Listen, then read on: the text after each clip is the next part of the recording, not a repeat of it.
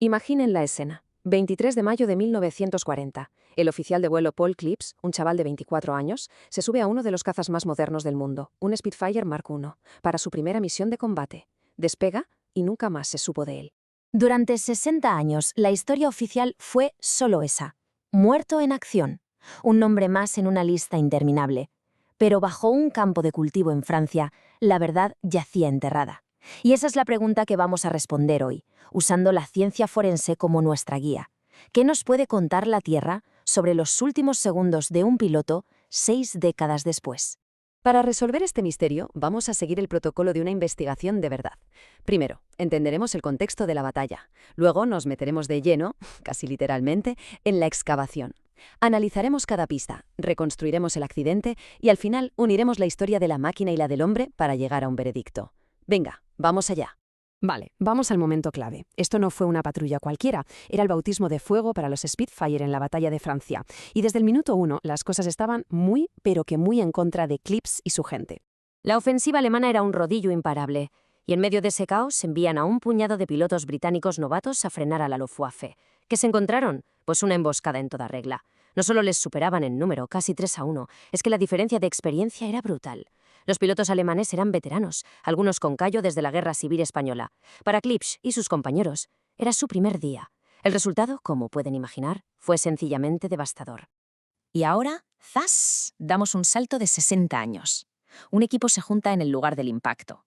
Pero ojo, que esto no es una excavación normal. Aquí se juntan dos mundos, dos formas de pensar completamente opuestas, en una carrera contra el tiempo para sacar la verdad a la luz. Y aquí es donde la cosa se pone de lo más interesante. Tuvieron que inventar, sobre la marcha, una disciplina nueva, la arqueología de la aviación. Por un lado, los arqueólogos, que quieren tratarlo todo con un cuidado exquisito, sin alterar el contexto.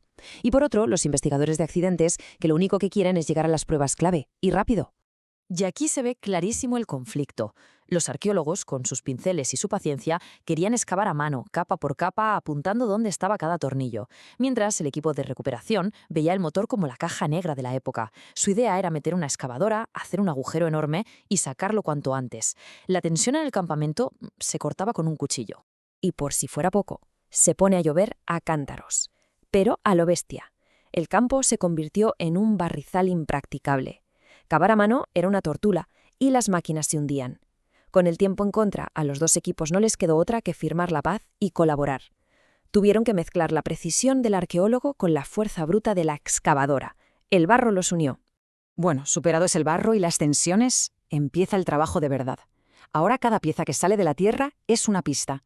Empieza el CSI de la aviación. Es el momento de hacer que el metal hable. Y atención, porque aquí llega la primera prueba clave.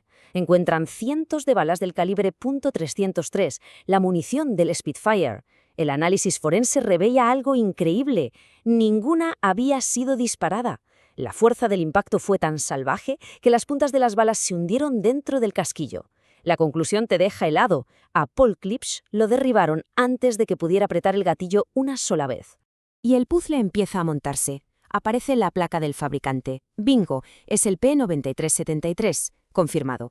Salen fragmentos de las alas con etiquetas que ayudan a orientar el amasijo de hierros, pero la prueba definitiva son los agujeros de bala en la cola y cerca de la cabina. El análisis lo confirma: munición alemana. La historia se escribe sola, lo cazaron por la espalda. Con todas las pruebas físicas sobre la mesa, el equipo pasa a la siguiente fase: la reconstrucción. Ya no basta con saber qué pasó, ahora quieren saber exactamente cómo. ¿Cuál fue la trayectoria final y mortal del Spitfire? Y la clave está en este número, 22 grados. Las 8 ametralladoras del avión, al estrellarse, se clavaron en el suelo como estacas. Midiendo su posición, los ingenieros calcularon el ángulo de entrada del avión, y el resultado fue brutal. No es que cayera en picado, es que impactó 22 grados por pasada la vertical, una trayectoria de la que es absolutamente imposible recuperarse. Para que nos hagamos una idea de la energía de ese golpe, solo hay que ver esto. Un Spitfire mide unos 9 metros de largo. Bueno, pues la masa de metal que sacaron del cráter, lo que antes era el fuselaje, apenas medía 1,5 metros. El avión se compactó como un acordeón. Esta compresión brutal y el motor Rolls-Royce, que estaba literalmente partido en dos, no eran solo destrucción, eran datos. Y con esos datos los ingenieros hicieron un cálculo escalofriante. La velocidad del impacto superó los 640 km/h. A esa velocidad, la supervivencia es simplemente imposible. La ciencia ya nos había contado la historia de la máquina con una frialdad increíble, pero entre toda esa chatarra aún quedaba por encontrar la historia del hombre que iba dentro. Y entonces pasó. Entre trozos de motor y fuselaje apareció algo diminuto, algo personal, un ganchito de metal. El equipo lo reconoció al instante. Era el cierre del cuello de una chaqueta de vuelo de cuero, de las que llevaban los pilotos de la RAF en aquella época. Y aquí es donde se te ponen los pelos de punta. Uno de los miembros del equipo tenía una foto de Paul Klipsch. Se cree que la foto se la hicieron esa misma mañana, antes de su última misión. En la foto, Klipsch lleva su chaqueta de vuelo, y en el cuello se ve perfectamente un gancho, idéntico. En ese momento, 60 años de silencio se rompieron. Era una conexión directa, tangible, con el piloto en sus últimas horas de vida. Con todas las pruebas sobre la mesa, las mecánicas y las humanas, el equipo por fin pudo cerrar el caso del Spitfire P9373 y escribir el último capítulo de su historia. El veredicto final fue claro y contundente. Al oficial de vuelo Paul Klipsch lo pillaron por sorpresa, por la espalda, un enemigo con mucha más experiencia. El ataque inicial seguramente lo mató o lo dejó inconsciente, y su avión, con el motor a tope, entró en ese picado mortal del que era imposible salir. No tuvo ni la más mínima oportunidad.